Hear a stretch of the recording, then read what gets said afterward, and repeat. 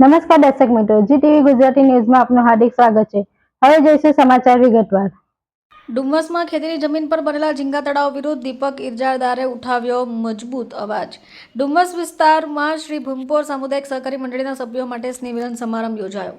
મુખ્ય અધ્યક્ષ તરીકે સામાજિક આગેવાન દીપક ઇરજાદારે પણ હાજરી આપી। તેમણે ખેતીની જમીનના હેતુ ફેરફારને લઈને નોંધપાત્ર ચર્ચા કરી। તેમણે જણાવ્યું કે ડુમ્મસ, ભીમપોર, આહવા, સુલતાનાબાદ, ખજોદ જેવા વિસ્તારમાં ખેતીલાયક સરકારી જમીનનો હેતુ ફેર કરી તેમાં ઝીંગા તળાવ ઊભું કરાયા છે। ઝીંગા તળાવની જમીન સરકારની માલિકીની હોય અને પાછી મેળવવી સરળ નથી।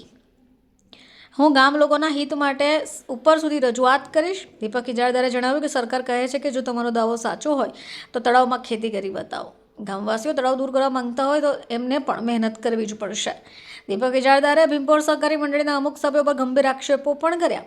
તેમણે કહ્યું કે વિકાસના નામ પર જમીનમાં દુરુપયોગ શામેલ છે। ગામજનોને આગ્રહ કર્યો કે દરેક ગામવાસી સોગંદનામા પર લખે કે તેઓ ઝીંગાના તળાવ હટાવવાની માંગણી કરે છે અને ઉલ્લેખ કર્યો કે એરપોર્ટ માટે 357 હેક્ટરની જગ્યા પૂરતી છે અને તળાવની પાછળના અન્ય હેતુઓ પર પણ પ્રશ્નચિહ્ન ઊભા થઈ ગયા છે। હું દીપક ધીરુભાઈ ઇરજાદાર અહીંનો સામાજિક કાર્યકર્તા છું અને સુલતાનાબાદ ડુમ્મસ વિસ્તારનો સૌથી પહેલો રિયલ એસ્ટેટ ડેવલપર છું અને 35 વર્ષથી આ ધંધો કરતો આવેલો છું, એટલે જમીનનું મને ખાસું નોલેજ છે।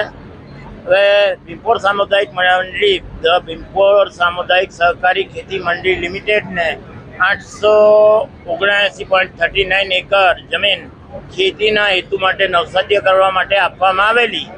તેનો હેતુ ફેર કરીને આ લોકોએ ઝીંગા તળાવ બનાવી દીધા છે અને એ બેઝ પર એ લોકોએ બધી કોર્ટમાં આસિસ્ટન્ટ કલેક્ટર, હાઈકોર્ટ, મહેસૂલ પંચ, તે પહેલાં મહેસૂલ પંચ, SSRD, પછી હાઈકોર્ટ, ડિવિઝન બેન્ચમાં, LPAમાં, હાઈકોર્ટમાં, પછી સુપ્રીમ કોર્ટમાં હવે ગયા છે। ત્યાં એ લોકોએ ઝીંગા તળાવના બેઝ પર આ જમીન આજીવિકાના ગામ લોકોનું આજીવિકાનું સાધન છે એમ કહીને એવો ડિફેન્સ લઈને એ લોકોએ પિટિશન દાખલ કરી છે।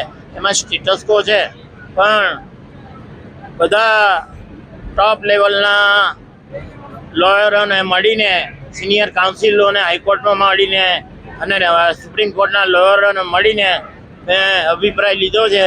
ટોટલ પેપર્સ બધા છે અને પૂરો અભ્યાસ કર્યો છે છેલ્લા 2 મહિનામાં। તો ઝીંગા તળાવના બેઝ પર આ હેતુ ફેર થયેલી જગ્યા પરત પાછી મંડળીને મળી શકે નહીં।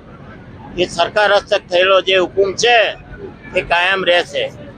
8 સત્તા એટલે આસિસ્ટન્ટ કલેક્ટર 84 પ્રાંત, એની ઉપર કલેક્ટર, પછી મહેસૂલ પંચ, અગ્ર સચિવ મહેસૂલ વિભાગ, હાઈકોર્ટ, પછી હાઈકોર્ટની ડિવિઝન બેન્ચ, એ બધાએ કાયમ રાખેલો સરકાર કરતો હુકુમ કાયમ રહેવાનો છે।